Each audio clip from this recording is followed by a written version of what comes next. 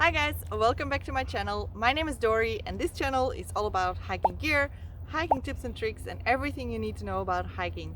Today I'm gonna give you some interesting lessons that I learned on my first hiking trip. Alright? And these are things that I wish everyone could experience, but at the same time I don't want you to experience them because, well, let's just say I learned a lot. If you know these things before you go on your first hiking trip, they will make your hike a lot more comfortable. My first hiking trip was in Scotland. I did the West Highland Way and I basically did it without any preparation, which is something we will dive in later. But something that I always noticed I was doing was I carried way too much water. And back then I had no idea of the fact that 1 liter of water is 1 kilo. I actually had 5 or 6 liters of water with me. Ow. That means you're carrying 5 or 6 kilos extra while there are a lot of streams around you.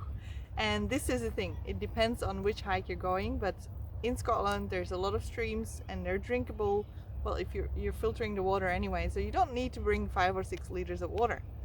Whereas if you're going hiking in Australia, in the desert, that's a different story. Anyway, second lesson is never bring canned food with you. Okay, on my first hiking trip I had canned beans, tomato sauce, tomatoes. Like, I don't know what I was thinking, but I think it was, my pack probably weighed about 25 kilos. Okay, and that was not due to clothing, that was food and water. Alright, so the lesson there is don't bring any canned food. Think about the waste that you're first of all need to carry with you the whole trip. Think about the weight that waste weighs. Okay, and try and use foods that come in an alternative packaging. The third lesson that I learned is how to pack my bag. And honestly, you might think like, oh, well, why didn't you know that before you left? Well, to be honest, I was so wrong in packing my bag. I had the heaviest items on the bottom and so on and so on. So first of all, it was too heavy. I didn't know how to balance the weight. I didn't know that I was packing way too much air, and also I had way too much stuff. I had so much stuff in there that I didn't need. That's not necessarily wrong, but I was way out of line. Talking about how you pack your bag and stuff like that, I've got another video where I give you 5 tips on how to pack smarter, and that will really help you to try and fit everything in a bag that is small enough but not too big. Okay, because the bigger the bag, the more you will try and fit in there. Alright, that brings me to my next point. I had the wrong footwear. They always say that shoes are very important when you go hiking, and honestly, yes, duh. I mean, seriously, but I told the people in the store I'm going to the mountains, right? I'm going mountain hiking. So I had boots that are probably a little bit more alpine than I needed them to be. And I still remember I paid close to 400 euros for a pair of boots, and they were 1.1 kilo each. Oh my god, seriously. And I actually used these for quite a few years until I finally decided like, nah, enough is enough, and then I switched to trail runners. Also because I constantly had tendonitis because of the boots, and looking back, that was probably because the boots were way too heavy. Because I had the wrong footwear, I was getting so many blisters and it was not funny. It was horrible. Brings me to the next point, and that goes hand in hand with all this, is just to get the right gear. I mentioned it so many times, but it's so important, and on this channel I'm here to help you choose and select the right gear, because you need to make sure that you have something fit for your trip. If you're going to very wet areas where it's raining all the time, you need to be prepared for that. Or when it's going to be cold, you know, hypothermia is real. Okay, so you need to be prepared for that. I was not.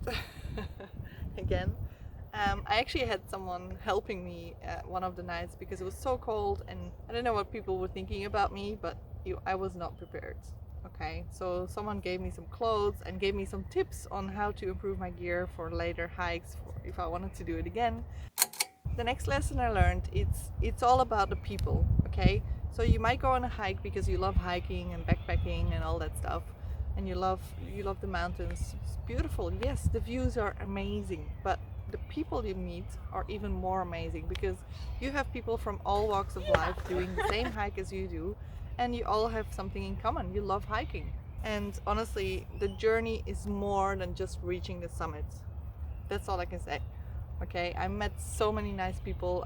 I've made lifelong friends from hiking. I'm so happy to meet all of you, and I know you're watching right now, so thank you for being in my life.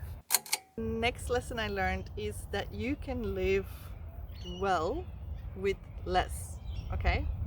Or you can live well on less, okay? So we eat more than we need, or we eat more than our bodies need. And when I'm on a hike, that is something that I truly experience, because I don't feel hungry. And on my first hike, I ended up thinking, oh my god, I haven't eaten at all what I was eating at home. Yes, you need your calorie intake, but you can survive on a lot less than you would usually eat, because a lot of people eat because they're bored and they don't really listen to their bodies anymore. But ow, when you're hiking, you kind of like, all you have is the stuff that's in your backpack, so you know that's all you can eat. So if you eat all that stuff on the first day, you're gonna be hungry the next day.